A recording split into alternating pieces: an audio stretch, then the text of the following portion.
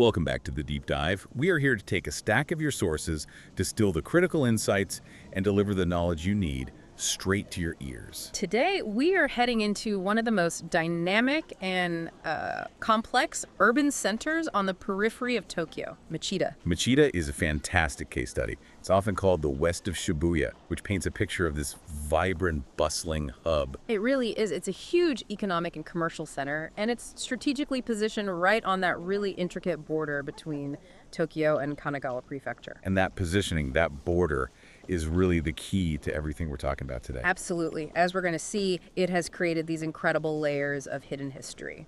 So that's our mission for this deep dive. We're splitting our focus into two main parts.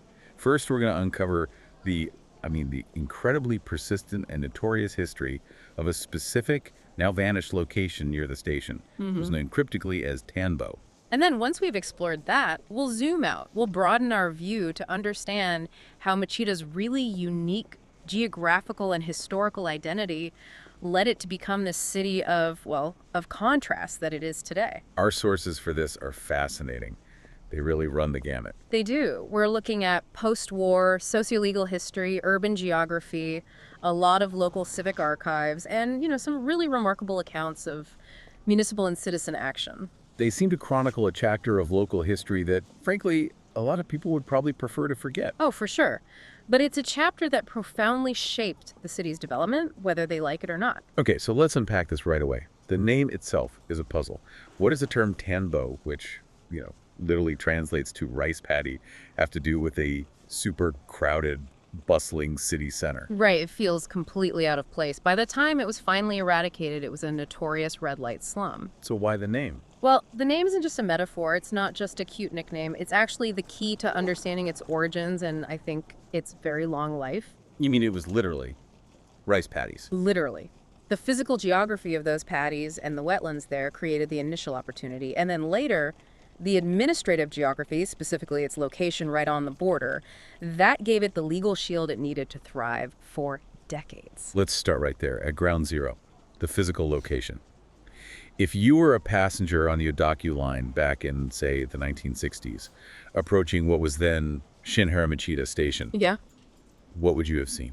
You would have seen this dense, almost chaotic cluster of low buildings packed right next to the tracks. It would have been especially noticeable near what eventually became the JR Machida Station's south exit. Okay, and how close are we talking? We're talking incredibly close. The site was only about 150 meters southwest of that exit, but crucially, you'd have to cross a seemingly minor body of water to get there. The Sakai River. The Sakai River. And that small river is where all the administrative complexity, all the chaos really begins. Because it's the border. It is the defining feature.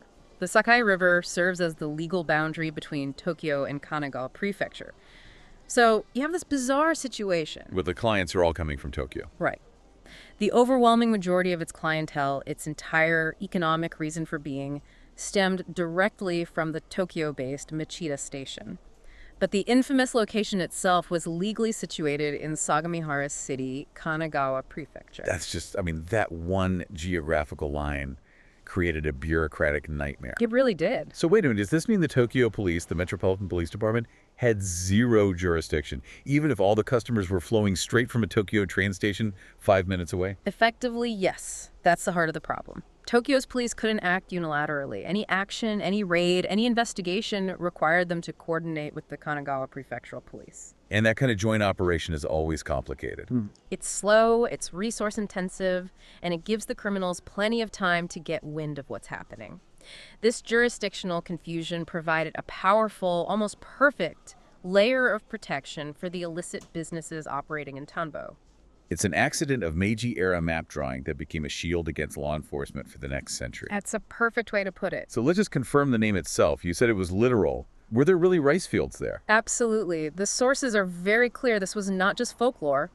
Old topographical maps, specifically ones from 1928, 1936, and even as late as 1948, show the area was designated as Swiden. Wet rice fields. Wet rice fields, exactly. And it was a low-lying wetland. The nickname Tanbo was rooted in the undeniable truth of the land itself. And before it became this notorious district, it had a short life as an industrial site, right on those reclaimed paddies. Correct. And we see a pattern here that's pretty common in post-war Japan. industrial use that fails, leaving a vacuum. The site hosted the Lion Pharmaceutical Factory before the war. After the war, the remnants of that facility were taken over by the Tokyo Agricultural Processing Starch Factory, a Denpunkuchu. And the key detail here is that it went out of business. Right. The economic failure and the closure of this snart factory cleared the land. Suddenly, you had a cheap available parcel right next to this burgeoning transport hub in Machida. That availability is what set the stage for the dramatic social shift that came next. So the stage is set. You've got cheap land, a jurisdictional border, and a major train station. And then the post-war social pressure cooker does the rest. It really does. The sources present a truly staggering number when you look at the prostitution boom around 1950. It's hard to even wrap your head around it. It is. It just speaks volumes about the economic chaos of that immediate post-war period. Machida town, which was still relatively small, became completely overwhelmed by illegal prostitution. The sources estimate that roughly 1,000 prostitutes. 1,000. 1,000. They were commonly referred to at the time as pan-pan girls, and they were all concentrated in that area. And just to put that number in perspective for our listeners, what did 1,000 prostitutes in Machida represent in the grand scheme of things? This is the astonishing part. It represented an incredible 20% of all prostitutes estimated to be operating in the entirety of Tokyo Prefecture at the time. 20% in this one small town. In this one town. And this concentration was just fueled by a perfect storm of factors. Extreme economic desperation, the town's proximity to major U.S. military bases like Zama, and the crucial administrative void. The crucial void. Machida had no officially designated Akasen area. The chaos simply gathered where the law was weakest. This lack of official control is so important. So for anyone listening who isn't familiar, we should probably take a moment to define the legal landscape around prostitution in Japan at that time. It's a really important distinction. This period, right after the GHQ order in January 1946, was a legal gray area. And akasen, or a red line area, referred to a specific zone that was designated by local police. So it was quasi-legal. Quasi-legal, exactly. They were called tokushu and shokugai, or special restaurant districts. The idea was that prostitution was contained, it was managed, and theoretically, it was regulated by the police. And often, it was literally drawn with a red line on a map. An attempt at containment, a kind of lesser of two evils approach, before the political will was there to abolish it completely. That's right. The goal was to control the spread of prostitution, particularly to protect the occupation forces and to keep the activity confined to very specific areas. Of course, the whole system was eventually abolished by the 1957 anti-prostitution law. And the other side of that coin, the zones of chaos. Those were the AS and the blue line areas. These were the zones of completely illicit, unregulated prostitution operating outside any police control.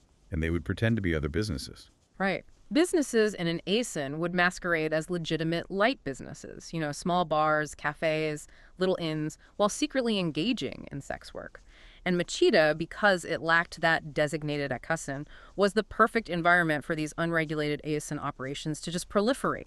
It turned the town into a primary nest for this activity. So facing this just overwhelming social crisis, the local Machida authorities actually tried to create an akasen to get some control back. They tried, twice, and they faced fierce opposition both times. The first attempt was around 1950. Tell us about that. That one was planned for the Minamishiya area, which is near the present-day Machida High School.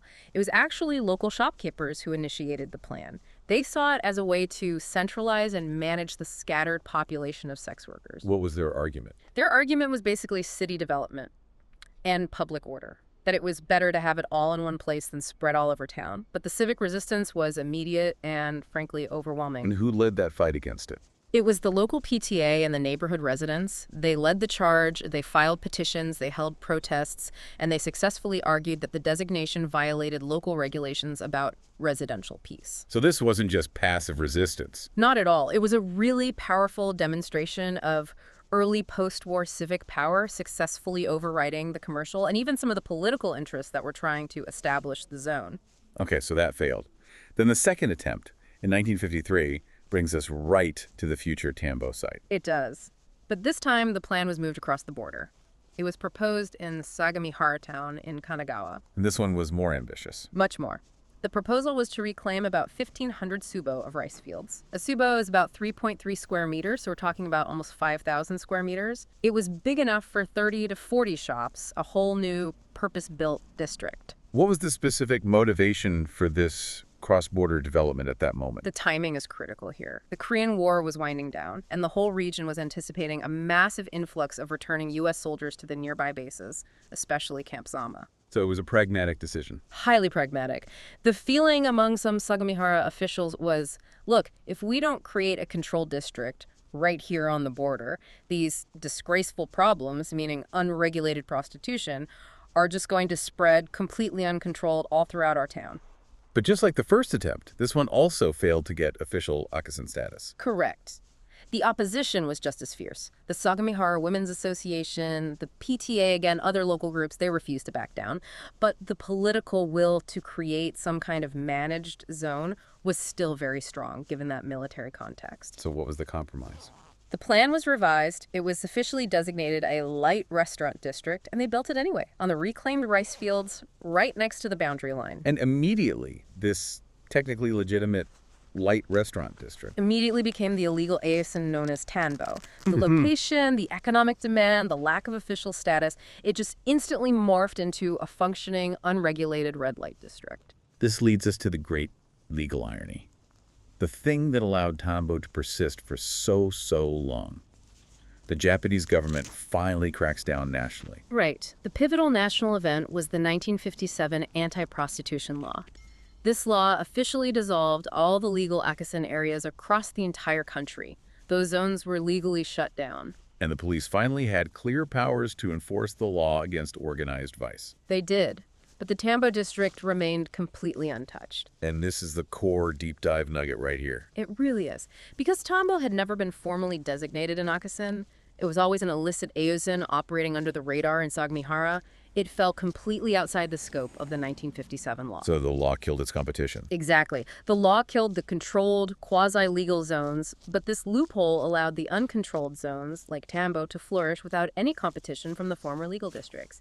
It survived through its own illegality. And its jurisdictional protection. The perfect storm. And we have direct testimony confirming this continuity. The sources include this great account from a Machida resident, Kiyomatsu Hosono. He recalled being disappointed when Tanbo was supposedly shut down after 1957. But it wasn't. He noted that within a year, the drinking establishments had all quietly reopened, and, in his words, he was invited again. The illicit structure was just too resilient. That phrase, invited again, it just perfectly captures the cynicism and the persistence of it all. It does, and the authorities openly admitted they were hamstrung. We have a quote from the Sagamihara town mayor at the time, and he's just expressing total frustration. He described the government as powerless. And why were they powerless? Because the businesses were meticulous about maintaining their facade. They didn't openly advertise prostitution. They were, on paper, just bars or restaurants. Without an open violation of the specific anti-prostitution statutes, enforcement was nearly impossible, especially across that jurisdictional border. So it just sat there, a physical manifestation of a bureaucratic failure, and it thrived for decades. What did it actually look like at its peak? By the early 1970s, it reached what the sources call its final form. You can see in aerial photos from 1956 that this dense cluster of buildings is already emerging. And these weren't exactly architectural marvels. No. They were incredibly small, often shabby structures just jammed together, connected by these narrow, dark passageways. Outwardly, just little drinking places. And how did the actual transaction work? It was highly transactional, very standardized. Women would stand at the entrance of these little shops, and the negotiation, the price for a drink, and the service, which was known as gyukudai, would happen right there on the spot. How much are we talking? The Hosono account places the gyukudai at around 300 yen during that early period. Once the price was agreed, they would just close a curtain. That was it. A curtain separated the entrance area from these small partitioned cubicles inside. The whole system, the lack of space, the dense building structure, the curtains, it was all designed for quick, efficient, and clandestine transactions, far away from any official scrutiny. The nickname Tanbo stuck because of the land's history, but I understand it picked up another, maybe cruder name later on. It did, yes. The sources mention it was sometimes called Sukebi Hausu. A bit of Japanese English slang? Right, likely popularized by the U.S. soldiers who were frequenting the area. And that mix of names, from the peaceful rice paddy to this crude slang, it just perfectly illustrates the area's dual, conflicting reality. A place of agricultural history that was now completely dominated by chaotic post-war vice. So that loophole held for nearly 40 years, ensuring Tanbo's survival. But by the late 1990s, that survival had curdled into something much, much darker. And that leads us to the second major phase of our deep dive, the 7-year battle for its soul. The sources describe the situation in the late 90s as reaching its absolute zenith of notoriety. It was often referred to then as East New Paradise. By 1998, it was characterized simply as a lawless zone. And the numbers were huge. A shocking count of 83 illegal fizoku, or red light, establishments. It was now a highly organized slum, deeply entrenched, and it was being fueled by globalized vice. And you mentioned a shift in the demographics of the women working there. Yes, and that's a really key distinction from the 1950s. While earlier, the workers were predominantly Japanese pan girls, by the 90s, the sources note a high concentration of foreign women. From where? They were reportedly drawn from places like Singapore, Taiwan, Thailand, China, South America. It indicates that the district had become fully integrated into international human trafficking and vice networks. And that complexity made the challenge for the police even greater. So given this jurisdictional nightmare, Tokyo clients, Kanagawa soil, international operations, how did the police even begin to tackle this crisis? Well, the initial suppression efforts required this incredibly complex coordination. The Metropolitan Police in Tokyo and the Kanagawa Prefectural Police had to conduct joint operations, which, as we said, are just notoriously difficult and resource-intensive to pull off. What was the scale of that first big attempt? The first large-scale crackdown happened in June of 1998. It involved 140 officers. I mean, that's a massive commitment of resources. It resulted in 10 immediate arrests. But the real goal was to disrupt the business itself. Exactly. So a crucial follow-up operation in December of that year specifically targeted the infrastructure. They arrested business owners, managers, and very significantly, the Yakuza bosses who were controlling the whole operation. And that worked? For a time? It temporarily disrupted the profit structure, yes. Most of the shops suspended their operations. But disrupting the profit is only temporary if the land itself remains commercially viable for that kind of business. So what was the real catalyst for the permanent eradication effort? What changed? The sources pinpoint a specific moment in November 1999. A landowner, seeing this temporary quiet after the crackdowns, realized there was a window, an opportunity for permanent change. So they went and consulted with a local Sagamihara City Council member, a man named Hama. And that single consultation, that one meeting, is what transitioned the problem from just a policing issue to a political and a civic priority.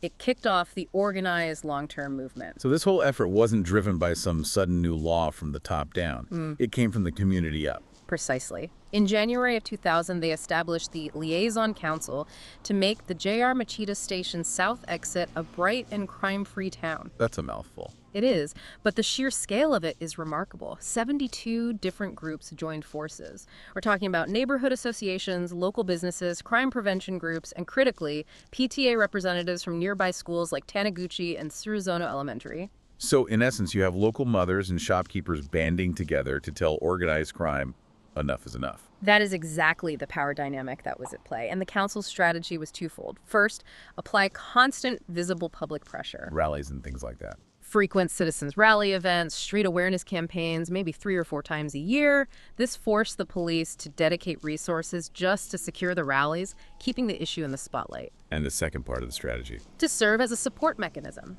To embolden and sustain the police and the administrative actions. To give them the political cover they needed to keep going. But the sources describe this as a frustrating cat-and-mouse game that went on for years. Why did the illegal shops keep rebounding after every crackdown? The profitability was just immense, and the underlying infrastructure, the property owners willing to rent the space, the Yakuza structure controlling it, was incredibly resilient. So they just waited out. They would. The stores would close after a high-profile police operation or a big civic rally, but then slowly they would just creep back open. By late 2001, the number of active shops had bounced from a low of 10 back up to dozens. And by early 2003, they hit 75 again. The illegal economy was just thriving despite all the pressure. So what finally broke the cycle? It clearly took more than just arrests and rallies. It required a fundamental shift in the government strategy. It required the municipal government to move beyond just enforcement and engage in what was essentially a real estate and political war. And the first big turning point came from the top. It did, May 2000. The Sagamihara mayor and the police chief conducted a surprise, unannounced inspection of the district. They went to see it for themselves. And the mayor's reaction became the stuff of local legend. It really did. He was reportedly just shocked by the reality of this lawless zone existing under his jurisdiction right across from Tokyo's massive transport hub. He famously remarked, "Was there such a place in Sagamihara?" What? And then he vowed, "We must never allow it to be resurrected."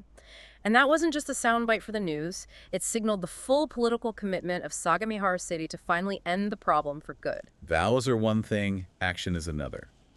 What was the first physical sign of this new commitment? In August of 2000, Sagamihara City installed a temporary security outpost.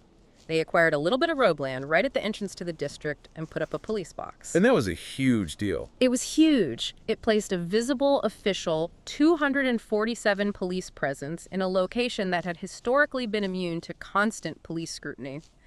The liaison council noted that this caused immediate and considerable confusion among the illegal operators.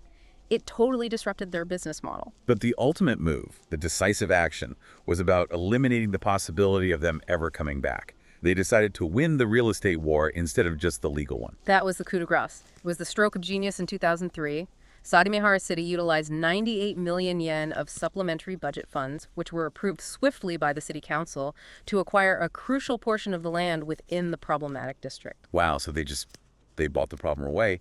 How did they justify spending 98 million yen of taxpayer money on a small plot of pretty undesirable land? The public outcry from that 72-group liaison council gave them all the political cover and the mandate they needed, and the justification was crystal clear. This was not a commercial venture. The city officially designated the newly acquired land as future parkland. Oh, so for public use. Specifically, Kamatsuruma 3-Comb Park. By designating it for public use, they legally eliminated any future commercial possibility. It undermined the entire economic model of the illicit businesses. There was no profit to be made there anymore. And then they basically weaponized that little police outpost using this new parkland. Precisely. In July 2005, the temporary security outpost was moved and formalized onto this newly acquired park site. And they doubled down. They installed 247 security cameras, high-intensity lighting, and they transformed the temporary outpost into a permanent safety and security station. That was the definitive physical statement. The jurisdiction was no longer going to tolerate this. It was the final blow. The sources confirm it. Police confirmed all the remaining shops closed for good in July 2005. The physical operation had just become impossible, unprofitable, and it was under constant surveillance. And the 7-year effort was finally completed. In January 2006, when the final 2 buildings were demolished, that marked the total physical eradication of Tanbo. The transformation is immense. If you go to that former rice paddy site today, what do you see? The physical space has been completely revitalized. It's now occupied by apartments, legitimate tenant buildings, parking lots, and of course that permanent Sagamihara safety and security station. It's visually unrecognizable from its peak in the 1990s. And yet the sources are pretty clear that the shadow of this illicit history, it still lingers despite the physical changes. Oh, that kind of history is very difficult to erase quickly. Immediately adjacent to the former Tanbo area is a legitimate but very dense hotel district. Like a love hotel district. Exactly. About 8 large hotels catering to short stay couples. It's sometimes referred to as a mini Ugisudani because of its concentration. And while it's legitimate, it does draw a specific demographic to the area. And the police still have to deal with public order issues there. They do. The sources note the persistence of things like people loitering. They still have to put up anti-prostitution and crime prevention signs.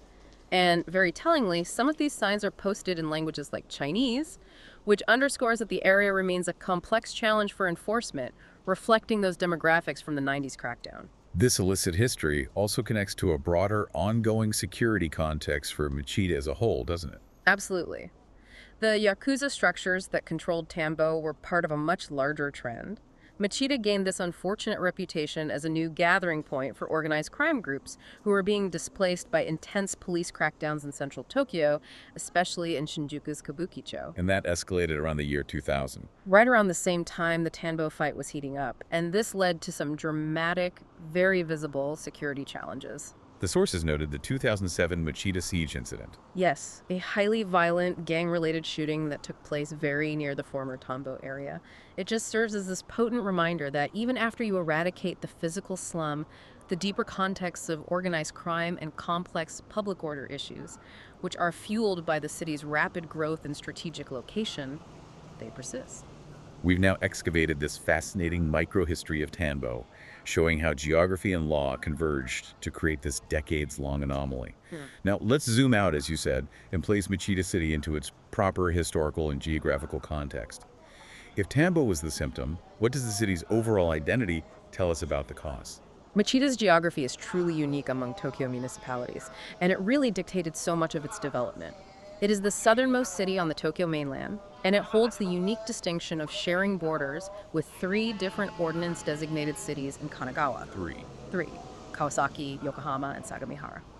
That complexity alone explains why that Sakai River border issue became so intractable. It does, and furthermore, Machida is physically separated from its nearest Tokyo neighbors in the Tama area. You know, cities like Hakioji or Hino by the rugged terrain of the Tama Hills. So it's walled off from the rest of Tokyo. In a way, yes. And because of those physical constraints, its economic and social connections have always, historically and practically, flowed southward and westward. It's intimately linked with Sagamihara and northern Kanagawa. It forms what's known as the Sagami-Musashi Economic Zone. So it's a Tokyo city that really behaves economically like a Kanagawa city. In many, many ways, yes. And just to bring it back to the Tanbo theme, the name Machida itself connects deeply to this history of land and agriculture. What are the main theories for where the name came from? Well, one prevailing theory suggests that machi refers to the act of partitioning or dividing fields, ta or den, so literally field partitions. Which speaks directly to its agrarian past. Directly. A second, more engaging theory links it to Matsurida, which was land specifically set aside to fund the Ichi-no-kami, or the market god. Because it was a market town. An ancient market town, right? And in this interpretation, Ichi, meaning market, and machi, meaning town, were functionally interchangeable. But in either case, the land, the fields, and commerce were always central to its identity. And its history stretches back centuries, long before this urbanization boom. What was its foundational role in medieval Japan? It served as a critical post town, a shukubamachi on the ancient Kamakura Kaido. This was the route that facilitated travel between the interior and the Kamakura shogunate. So it was always a transit hub. Always a transit hub. And its strategic location made it a site of conflict, like the Battle of Aidenasawa in 1335. Later on, it played a vital role in Japan's early modernization, particularly with the Silk Road. The Silk Road connection, the Kinu no Michi, was absolutely instrumental in its growth during the late Edo and Meiji eras. The Machida Kaido was a key part of this route connecting Hakioji, a major silk gathering point, to the international export port of Yokohama. So that connection to Kanagawa goes way back. It goes way back. This wasn't just a road, it was the artery of early international trade for Japan. And local families, farming communities, they benefited directly from the increased commerce. It drove population growth and helped develop local institutions that were centered on trade, not just self-sufficient farming. But the single biggest political event that defined Machida's modern status has to be that jurisdictional shift in the Meiji era. That was the Meiji shift of 1893. It's known as the Three-Tama Transfer, and it's so critical. Previously, the entire Tama district was actually under Kanagawa Prefecture's control. The whole thing? The whole thing. But due to logistical and administrative difficulties, the district was transferred from Kanagawa to Tokyo Prefecture. And this transfer is what created the very peculiar border situation that allowed Tanbo to exist decades later. Exactly. The Sakai River border was solidified right then, and the transfer left the southern part of the South Tama district, which included Machida, as this geographically isolated piece of Tokyo, just thrust up against a complex border with Kanagawa. Following the post-war recovery, the area just exploded. It went from a town established in 1913 to a major city in 1958. The post-war transformation was incredibly rapid and, frankly, chaotic. Machida achieved city status in 58 by merging with a bunch of surrounding villages. And then the population density just soared in the 60s and 70s as it was strategically developed as a major bed town for the workforce flowing into central Tokyo. And the scale of that commuter town development, especially the danchi, is crucial to understanding the city's identity. The scale was just enormous. It fundamentally redefined the social landscape. You had these government-affiliated organizations building massive public housing complexes, these danchi. Like Machida Yamazaki danchi. That's a prime example. And the sources estimate that the residents living in just those danchi alone accounted for over 10% of the city's entire population. Wow. So you have this rapid planned influx of commuters and families, and it created this specific kind of urban pressure that contrasted so sharply with the old agricultural communities that were still there. This history clearly gives Machida this dual identity. On one hand, you have the hyper-urban major commercial zone, the west of Shibuya. On the other, you have these deep agricultural roots that somehow still persist. That duality is the absolute essence of modern Machida. The area around the station is, it's undeniably a major regional commercial hub. It attracts huge numbers of young people from both Tokyo and Kanagawa. Which is where you get the nicknames. Exactly. West of Shibuya for its fashion and department stores, and even west of Akihabara because it has this cluster of niche shops for anime, manga, and gaming culture. It's a dense, high-energy environment. But the agrarian side, the real rice paddies, are surprisingly resilient. Incredibly so. The rural heritage remains surprisingly robust. If you go into the northern and western parts of the city areas like Oyamada, Onoji, Aihara, you still find active rice fields, the actual Tanbo this time, and even active livestock farming. I read that dairy farming in Machida dates back to the Meiji era. It does. It originally supplied milk to the foreigners down in Yokohama, and Machida, in fact, retains a higher percentage of land used for nature conservation and agriculture compared to many of its neighboring cities in the Tama region. So how is the city trying to manage this inherent tension between aggressive urbanization and the desire to protect its rural heritage? Well, modern city planning is really focused on compartmentalization. On the conservation side, they're actively protecting the Northern Hills region. The focus there is on nature conservation and agricultural vitalization. It acts as a kind of bulwark against further unplanned residential sprawl. And what about managing the insane congestion caused by the city's success? They're heavily invested in relieving the burden on the urban core. They're tackling the chronic congestion by widening major roads like the Tamasakai-dori and the Machida-Kaido, which were just never designed for this level of traffic. Let's just revisit that surge in crime that coincided with the beginning of the Tanbo crackdown. It wasn't just about Tanbo. No, this is a critical piece of context. Around the year 2000, Machida was facing a dual crisis: the illicit businesses in Tanbo and a massive, unrelated influx of organized crime from Shinjuku. The crime rate soared to nearly 10,000 cases that year. Which is when the media started calling it the west of Kabukicho. Right, and the police capacity was initially just completely overwhelmed. The sources note that at one point, the ratio of police officers to citizens in Machida was nearly double the Tokyo average. The Machida police station was just overstretched. So they had to take some pretty drastic measures. They did. Administrative restructuring. They created the massive Tadeo District Kuban, or police box, which was reported to be the largest in all of Japan at the time. They were concentrating manpower. And they strategically transferred responsibility for the more rural regions to a new station in Hakioji to alleviate the pressure. So just as with Tanbo, the city had to turn back to civic action to support the official efforts to reclaim the streets. That community effort was absolutely essential to the turnaround. Local residents organized dedicated patrols. They even established a private police box called the Safety Box Salvia. And it worked. It did. The sources confirm that this combination of police expansion, restructuring, new city ordinances targeting nuisance behavior, and those relentless civic patrols was incredibly effective. The crime rate plummeted by 2/3 by 2018, stabilizing the area significantly.